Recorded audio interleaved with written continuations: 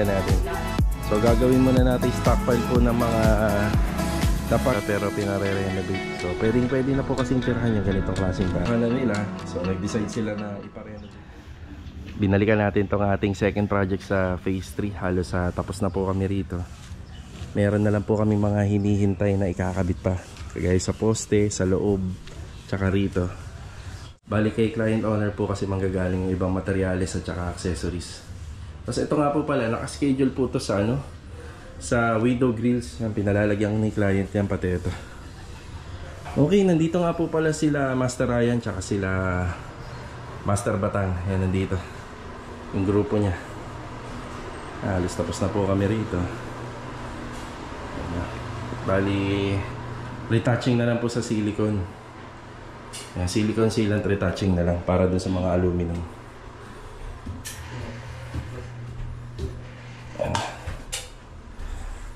Ang unang nakaupo sa higaan ni ma'am. Ayan si Kapitan.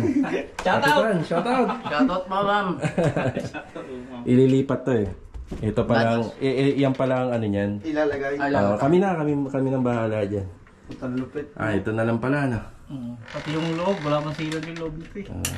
Naubos kasi no. Naubusan kayo nung pumunta kayo. Ito. Palitan pa pala tong switch na to. Lolo ko? Di lumuwag. May ganyan talaga eh. Pwede nating nasaan na yung remote? May remote dyan eh. Nandito yata nandito. Ayan. Buksan natin para ma-testing. Para pagka nagkaroon ng loko. Saglit lang to. Ang liit lang. Yan, may natin kay Sir dyan. Pagka nandito kami, ino-open talaga din namin. Yan, kahit saglit lang.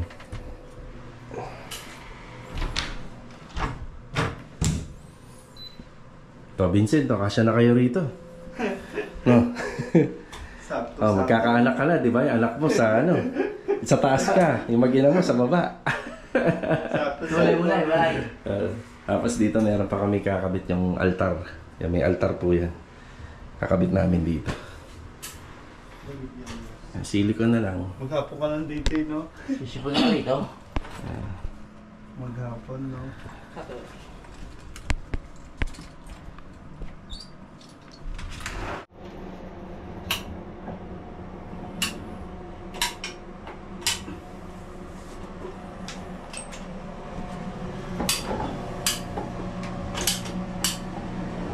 Yun na. Bitin. Reload.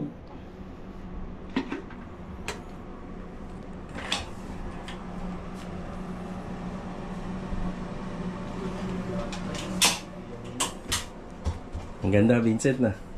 Ayan na, pangalawang nakaupo sa inyong higaan, si Vincent. Ano ba ito? Mas may pag din? Yan talaga daw ang nito. Alalatag? Yan talaga. Yan, saka na namin talaga ilalagay kapag okay na talaga. Wala nang gagawin. Kasi kagaya niya, may naupo pa. Diba? Dapat ako na makakahupo at higa dyan si client, diba? Mga kama. Ganda naman talaga, Boss, check! Check natin, check. Huwag muna natin isasara na pare. Oo, para hindi makulog yung asin. Ayos na pare. Parang bumanat yung makina, Gawang gawang tao pero parang gawang makina. Machine. Oo. Yan, ayos na po tayo rito. Yun lang naman. Ito, pag nakikita mo, paano isip mo, paano na ipasok dyan eh. Pag pala dyan Oo, wala nang tanggalan niya pare. Tanggalan. Pag tinagabas baba kasi, Ay, yung pala, plyboard na 4x8. Saan dinaan? Dito rin? Dito rin. Kinat nila. Kinat talaga. Tapos binuo na lang uli dito. Yan, maraming salamat kila Master Ryan. Halos okay na yata tayo na pare. Okay na. Basta nandun lang naman ako. Pag may kunting-kunting babalikan. Oo. Sige. May napansin ka, tawag lang. Salamat ha. Thank you. Thank you din, boss. Sige, salamat. Yan, galing rin po pala sila dun sa ginagawa ni Kuya Rigor at ni Kuya Dindo kanina. Alright, window grills na lang at saka yung ibang mga installation pa. At turn over na po natin to.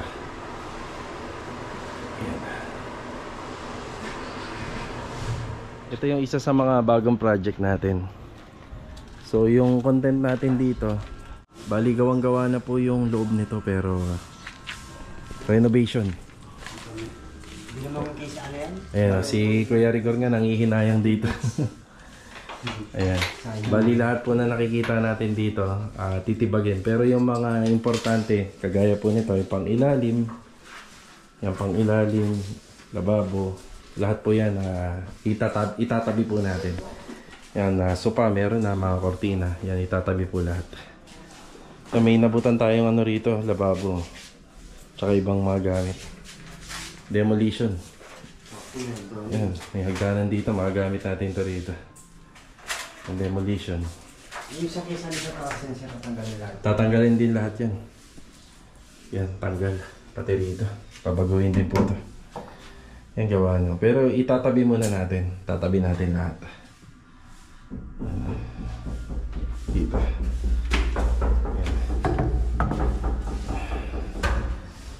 Yan.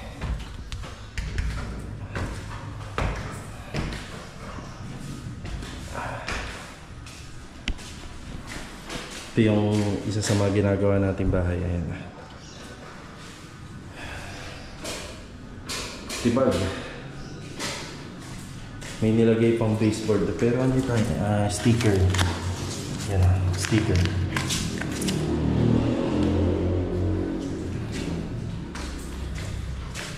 Yan. Pati itong slab roofing na ito, titibagin din to. Ito sa, ang propose natin dito for second floor balang araw. May kaso rin siya ng mga leak problem. Ayan, kitang-kita rito. May mga tagas. Yan, isa to sa mga ayusin natin. Sayang lang na. Bahay na to eh. Buo na. So, tatanggalin lahat to. Yung mga ilaw, itatabi namin. Tatabi muna namin na. Pero baka palitan lahat ni client owner ito. Tapos ang propose na bilang ng kwarto dito, 2. Pero isa lang talaga. Tapos meron silang walk-in closet. Siguro kapag ka nagpatuloy na pwede na yung second floor balang araw. Siguro dito mapupunta yung isang kwarto. Diyan mapupunta yung isang kwarto pag pwede na. Laundry, then P&B. Diyan banda. Ay, dala na.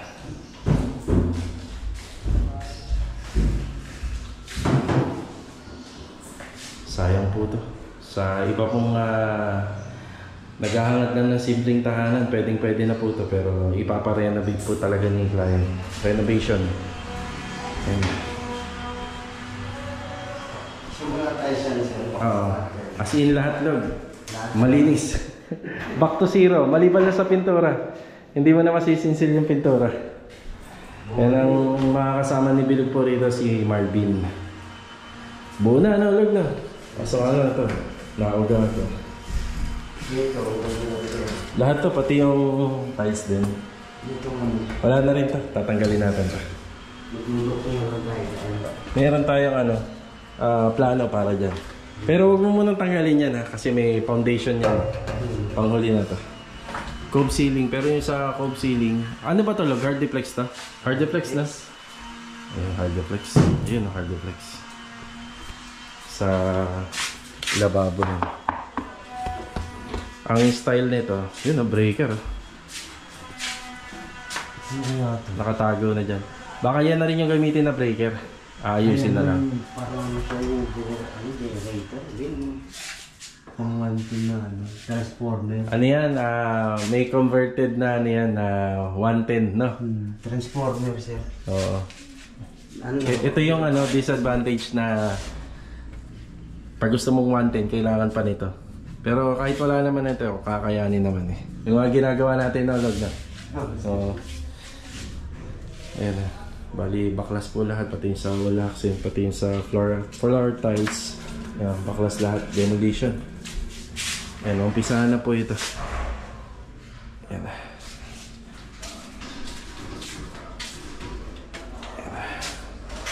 Kagandahan lang po sa unit nito, maano po siya, malinis po yung ground area. Ayan, patag. Kaya hindi na po tayo masyadong mahihirapan dito. Yun lang, pero ang mahirap dyan, syempre yung demolition, nakita nyo naman, gawang-gawa na. Pero i-demolish ulit. Yan.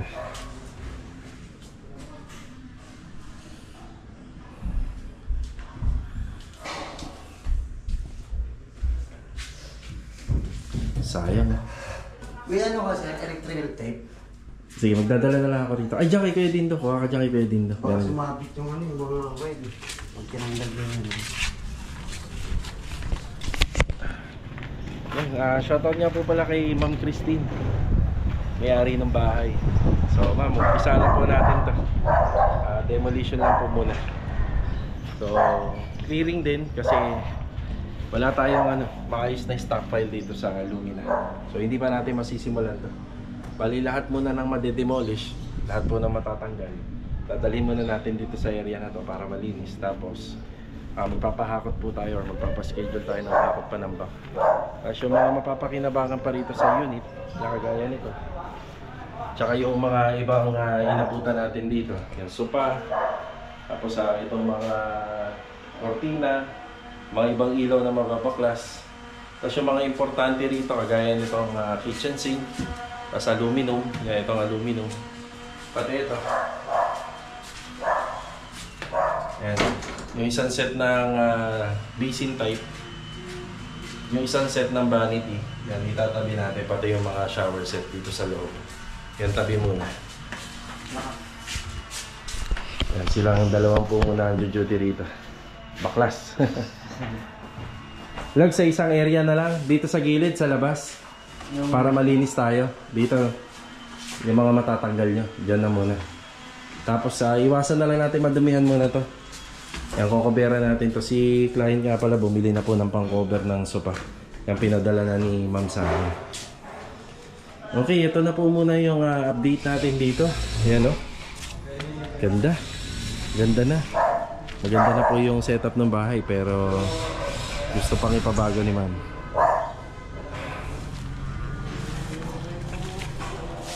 Dito magkakaroon tayo ng extension. Andito yung kusina, paikot po yan. Tapos ito isa sliding door. Sliding door po yan. Tapos nasa loob yung bar counter. May extension tayo rito. Gusto ni ma'am na magkaroon ng shower enclosure po dun sa loob. So magkakaroon tayo ng adjustment papunta rito. So isa to sa mga setup nitong Angeli dito sa Lumina na 54 square meter lot area and 42 square meter na floor area, na medyo kakaiba yung setup niya. Kaya medyo maraming pinababago si client dito.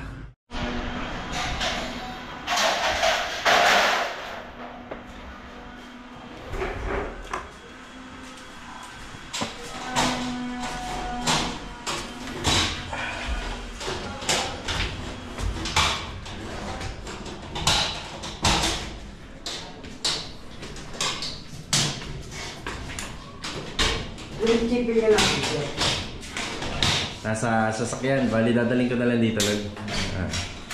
Bago ako umalis, dadaling ko. Isa-isa na ni Bilog tanggalin po lahat.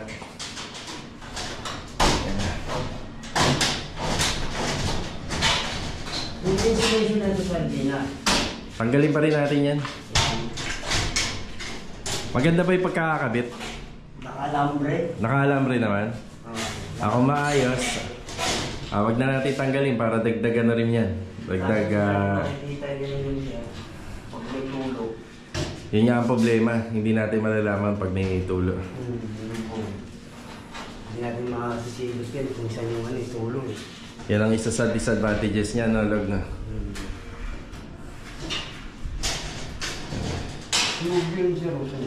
Alin yung wire? Buti na lang, general rewiring tayo rito.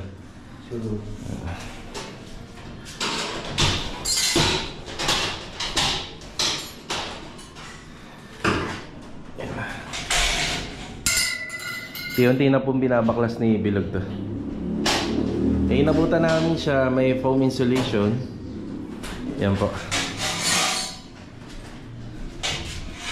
Ayos din yung ginawa nung ano rito, nung unang gumawa. Kasi para medyo mataas pa, kasi tingnan yung kamay ko. Abot ko na. So ginatlaan nila to. Ganun din yung discarding ginawa natin dito, Log, no? Sa phase 5, no? Phase 3 pala, yung project natin dito. Isang project natin. Ang ginatlaan para medyo mataas pa. Umuuga lang. Ayun oh. Yan, titibayan na lang natin yan. Pwede natin yung weldingin. Ayan oh, pwede natin yung screw. Para lalang tumibay. Ang galing mo kayo. Ha? Ang galing mo. Hindi, hindi na kami. Ay, ito pa rin. Alalayan mo sa dulo din, makabusap nila.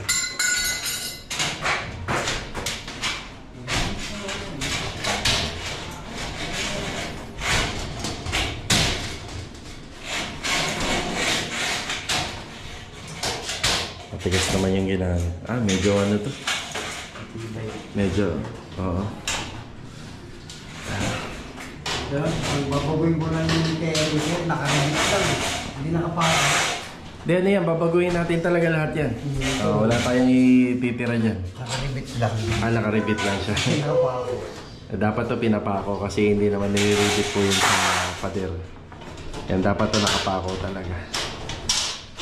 Ayan. Nakaribit.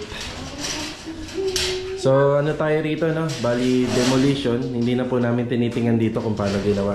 Ang mahalaga sa amin, step by step gawin po natin kasi babaguhin naman po namin lahat. Hindi, pwede naman sa tingnan.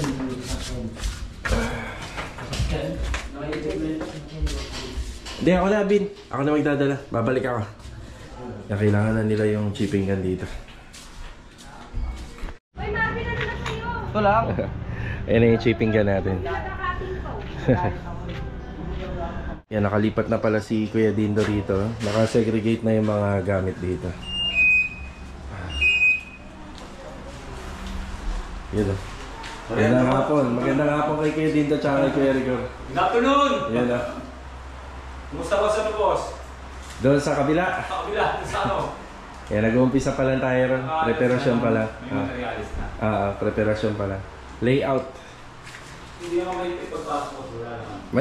Mahigpit. Pero yung mga ID niya nandito na. Ito nga pala yung TNB dito.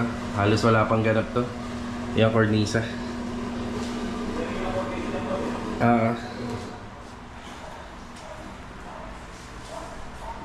Kahapon nga po pala, naumpisa na namin yung pagsasaayos nito sa taas. Ayan, ano na lang po kami dyan. Observation. Tapos may double coating pa.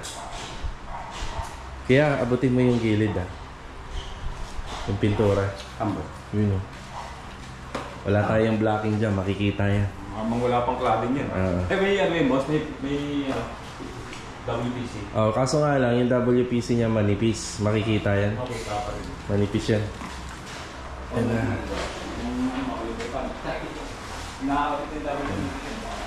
nandito na si Kuya. Dito na siya ipipintura. Maganda na to. Lalong gaganda to kapag natapos yung mga pintura. Ito na yung sa taas yung ginawa namin kahapon. Under observation to, pero kapag okay na, dodoblihin po to. Dodoblihin po ng waterproofing. Kasi yung pantry ito yung muna. Binamakmak ko para makantay yung ano. Umobra kasi yung ano. Yung sa cornisa. Sa kornisa po.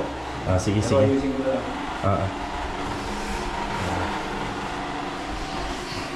Dating gawi. From ceiling, cornisa, walls, then ito, steel window. Lahat po yan lilinisin. Pag okay na, ito naman pong aircon, ilalagay na po dyan. Ikakabit na. Pinapinturahan na lahat. Ang ganyan din po dito. May ibang part nga po pala rito na Korean blinds. Yung iba naman is curtain rod.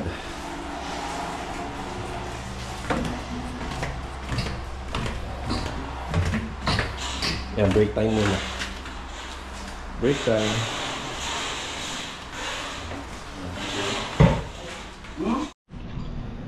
Bali dito sa ating project, yan, hintay-hintay na lang po tayo ng matapos po yung mga demolition. Ang target po namin is malinis po namin lahat bago po kami mag-start. Yan, tapos magpo-proceed na po tayo rito.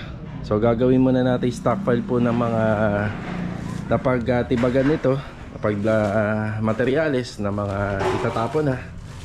Kagaya po nito, galing po yan sa partition. So lahat po yan ay ipapahakot muna natin bago tayo mag-proceed sa structural. So marami muna tayong adjustment dito bago tayo makapag-umpisa, kasi ito yung magiging stock file natin.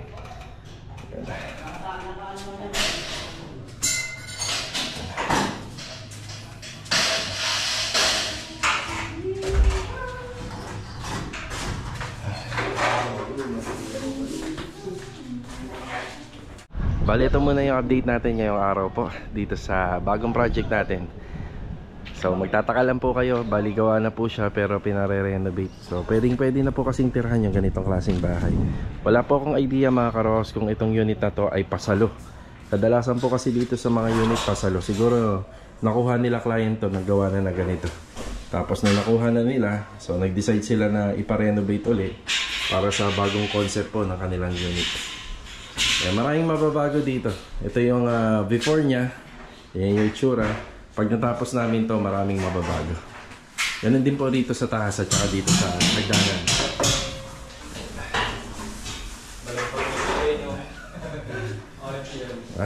Pati ito, mawawala po to dito.